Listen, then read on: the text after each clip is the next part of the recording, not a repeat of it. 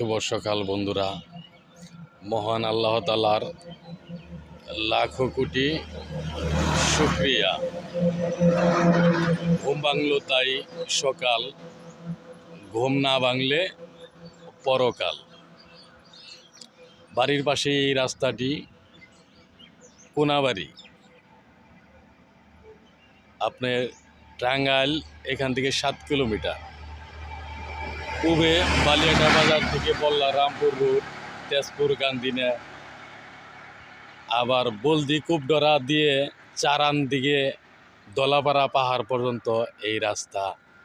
পূর্বাঞ্চলের মানুষ টাঙ্গাইলের দিকে যাতায়াত করে সবচাইতে বেশি এই রাস্তায়।